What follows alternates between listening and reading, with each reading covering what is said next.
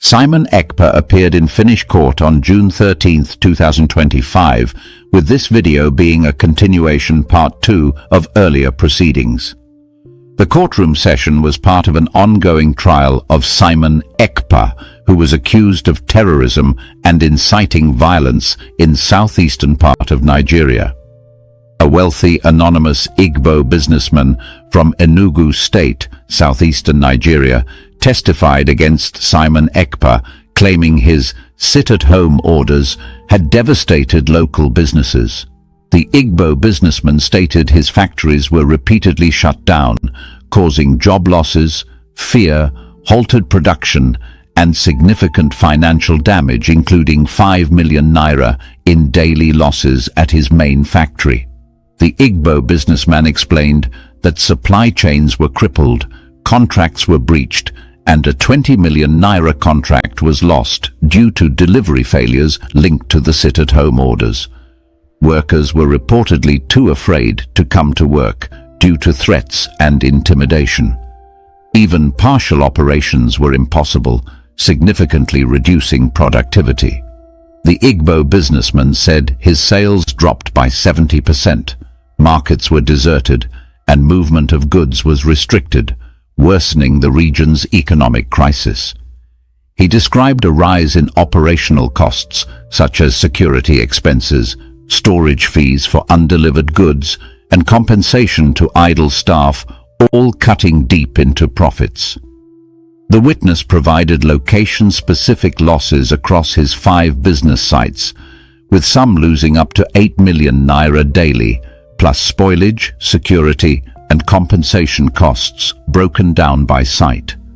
The testimony detailed how farmers and suppliers suffered losses and how schools shut down, disrupting major exams like West African Examination Council and leading to long-term educational setbacks. After an extensive prosecution-led cross-examination, Simon Ekpa's lawyer spoke for the first time regarding this witness, arguing that blaming Simon Ekpa alone oversimplifies a complex issue and that broader factors should be considered.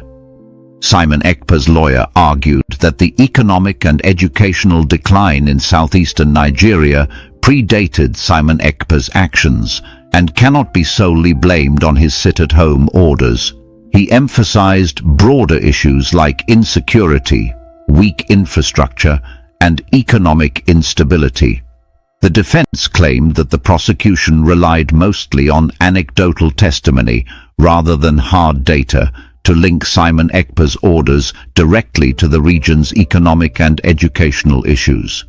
Simon Ekpa addressed the court directly, stating that his actions were rooted in a desire to protect his people and promote peace, not to harm businesses or students. He said the prosecution oversimplified a complex regional situation. An Igbo businessman from Enugu State, who owns a supermarket and a production company, testified that his businesses suffered losses amounting to 30 million naira across 5 locations during the sit-at-home period.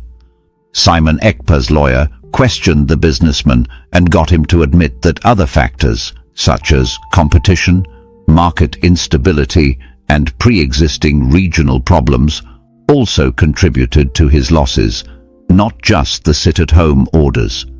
The Igbo businessman confirmed that 100 employees were affected and that many schools in his area were disrupted, though he acknowledged that educational challenges existed long before the sit-at-home orders. The defense highlighted broader socio-economic issues like unemployment, insecurity, and limited access to capital as key factors affecting the region, suggesting it would be unfair to blame Simon Ekpa's actions alone. The prosecuting lawyer asked Simon Ekpa pointed questions about his intent and the consequences of his orders. Simon Ekpa repeatedly said his primary concern was public safety, though he admitted he didn't consider economic impacts or have plans to help affected people. During cross-examination, Simon Ekpa began to take some responsibility for the consequences of his orders, acknowledging that they might have caused fear and disruptions, but maintaining that his goal was to prevent violence. The court session ended with the judge adjourning the case to next week, where more concrete evidence, documents and tweets related to Seaman Ekpa's orders will be presented in court, potentially intensifying the proceedings. On the morning of June 13, 2025, in the heart of Helsinki, the capital city of Finland, the Finnish courtroom reopened its heavy wooden doors to continue the ongoing trial of a man whose influence has rippled far beyond the borders of his adopted country.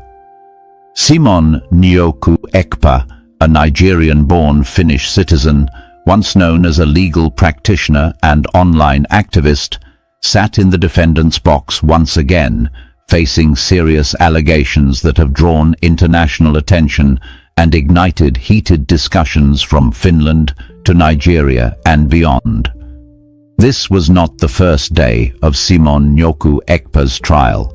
The courtroom was already familiar with the sharp tones of cross-examinations, the rustling of documents, and the emotional testimonies that had filled its air in earlier sessions. But on this particular day, something different unfolded. The prosecution brought forward a very crucial witness, a wealthy businessman from southeastern Nigeria. This man, whose name has been withheld for security reasons, made the long and difficult journey from Enugu State in Nigeria to testify in person against Simon Njoku Ekpa. His testimony would serve as a powerful insight into the impact of Simon Njoku Ekpa's sit-at-home orders, commands issued online which encouraged residents of the southeastern region of Nigeria to stay indoors on specific days as a form of protest and civil disobedience. But what sounded like peaceful resistance on social media had allegedly translated into economic disaster and widespread fear on the ground.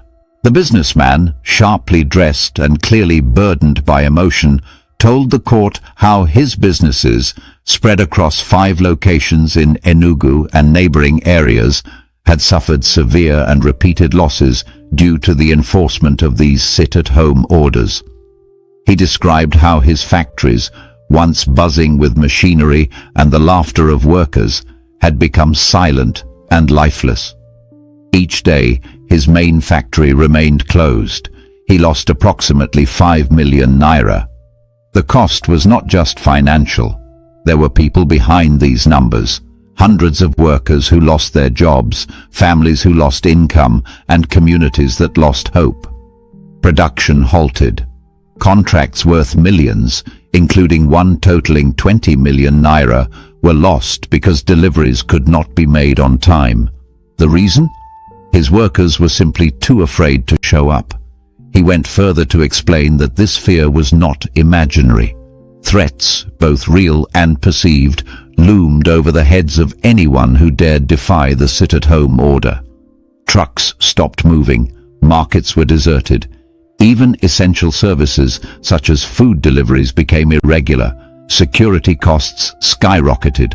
Goods perished in storage. Some business locations were reportedly losing as much as 8 million naira daily. Every figure he gave came with a sigh, a pause, and a glimpse of someone carrying a much deeper pain than the numbers could ever convey. The prosecution listened attentively, often nodding and scribbling notes, while Simon Njoku Ekpa remained calm and almost expressionless. The businessman's testimony wasn't just about economics. He ventured into the social implications too. He spoke about how children could not attend school, especially on days when the sit-at-home orders coincided with national exams like those organized by the West African Examinations Council. Entire classrooms were empty. Students were stranded at home, their futures suddenly caught in a fog of uncertainty. One missed exam could mean a delayed graduation, a missed scholarship opportunity, or even the end of an academic dream. After this emotionally charged testimony, the defense had its turn to speak. Simon Nyoku Ekpa's lawyer, calm, composed and strategic, began by trying to reframe the entire discussion. According to the defense, the prosecution was taking a narrow view of a very complex situation.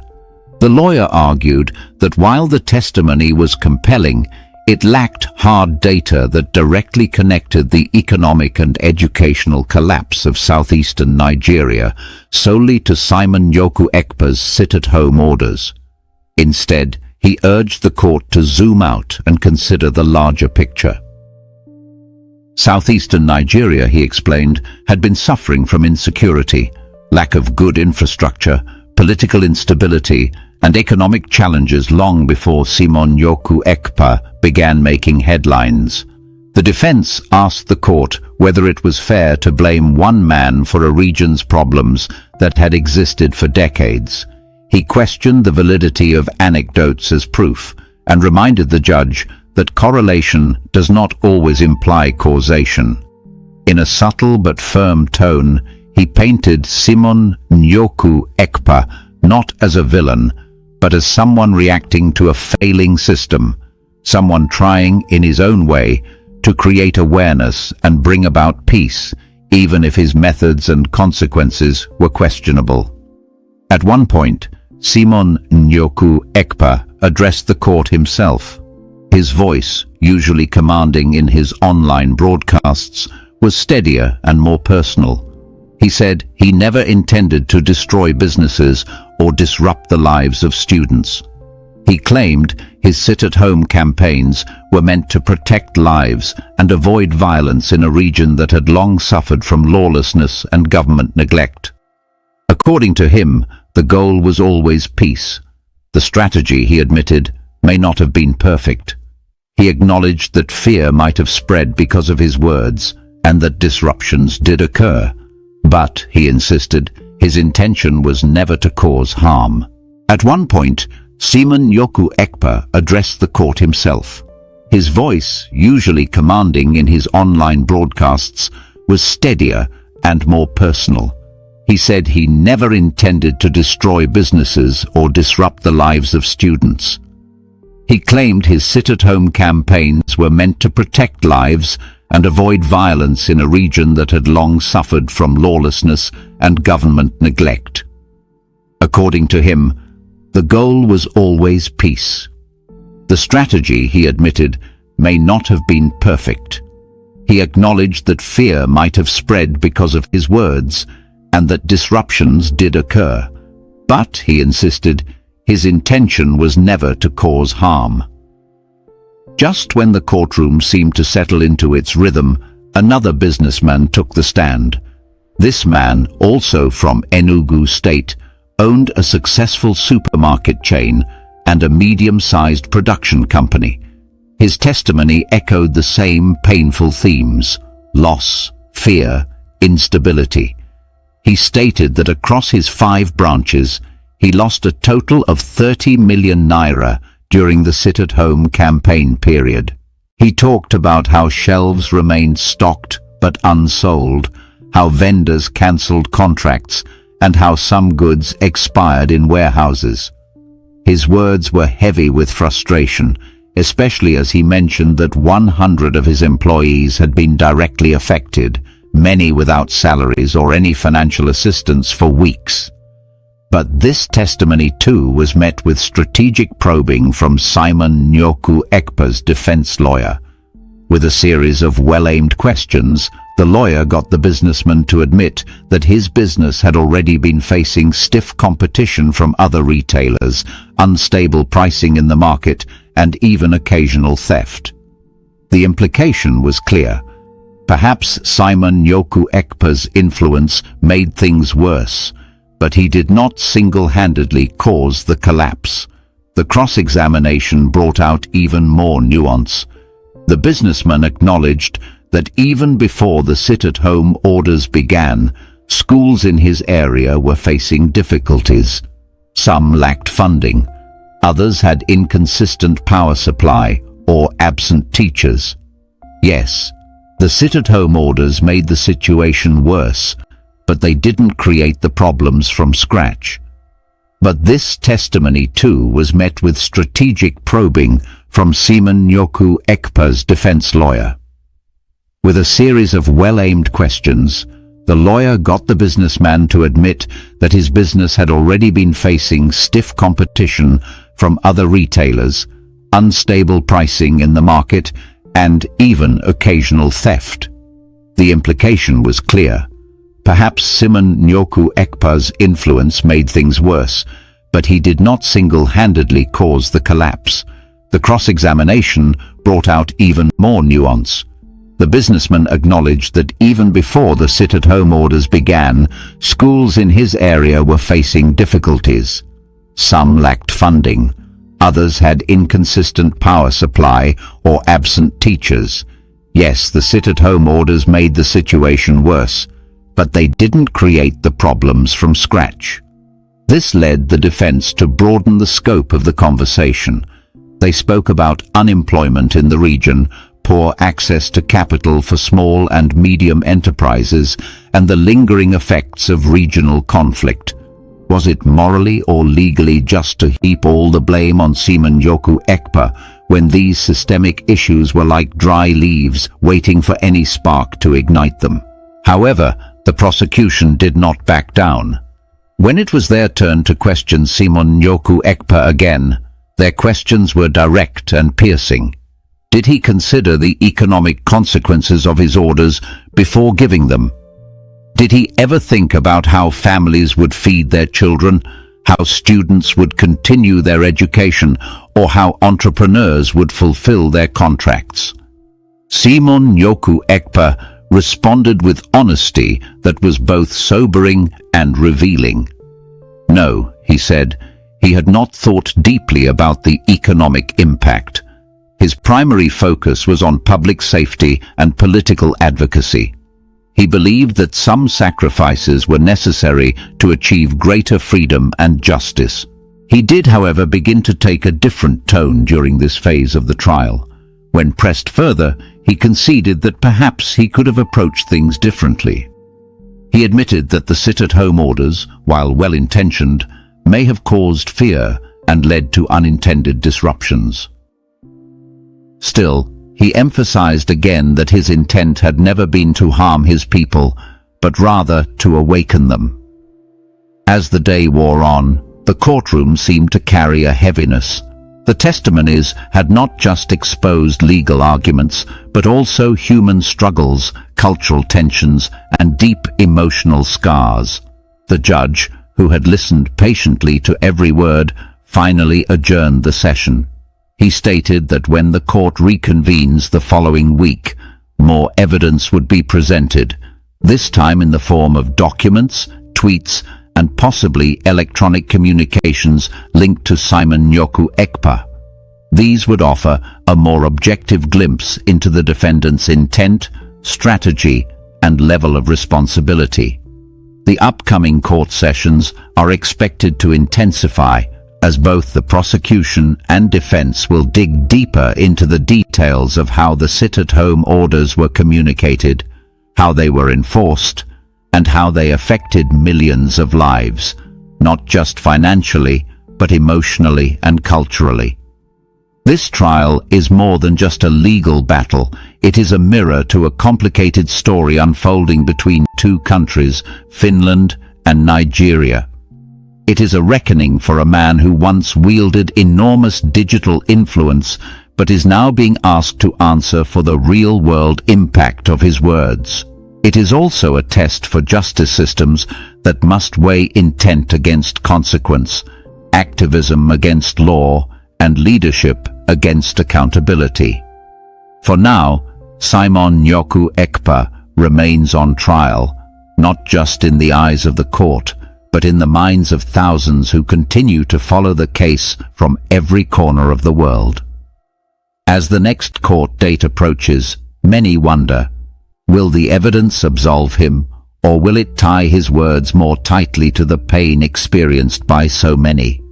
The answer may soon be revealed, not just through legal arguments, but but through the powerful testimony of those whose lives have already been forever changed.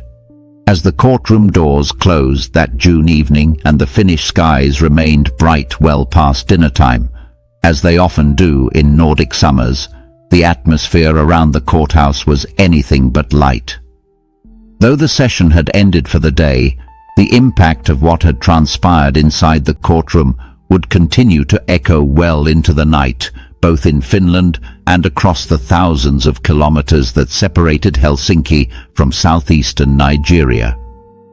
Simon Njoku Ekpa, the man at the center of this trial, had once again left the court under the careful watch of security personnel, his expression unreadable, his future uncertain. Back in Nigeria, particularly in the states of Enugu, Anambra, Imo, Abia, and Ebonyi, where Simon Njoku Ekpa's voice had once echoed powerfully through smartphones, radios, and word of mouth, the reactions to the trial were mixed and often emotional. Some viewed the testimonies in Finland as long overdue reckonings. To them, the court proceedings represented the first real opportunity to hold a prominent figure accountable for the psychological and economic hardship that had blanketed their communities for years. Others, however, continued to view Simon Njoku Ekpa as a freedom fighter, someone misunderstood by the West, unfairly vilified, and heroically resisting a political system they believe has failed the Igbo people. But this was not a political debate in a town hall, it was a court of law, and the trial was taking shape around very specific legal questions. Did Simon Njoku Ekpa's sit-at-home directives amount to incitement? Were they a form of indirect terrorism, as alleged by Finnish prosecutors? Could a man physically thousands of miles away be held responsible for a climate of fear and economic paralysis in a foreign land? The prosecutors appeared determined to answer those questions with a resounding yes. Behind closed doors, their legal strategy was becoming increasingly clear. They were methodically stacking up evidence not just of Simon Njoku Ekpa's words, but also their tangible, traceable effects. Emails, tweets, videos, and voice recordings, all of these would be brought forward in the coming week to reinforce a direct line between Simon Njoku Ekpa's instructions and the devastating losses described by the Igbo businessmen who had flown all the way to Helsinki, Finland, to testify against Simon Ekpa in court. This is the end of our news update.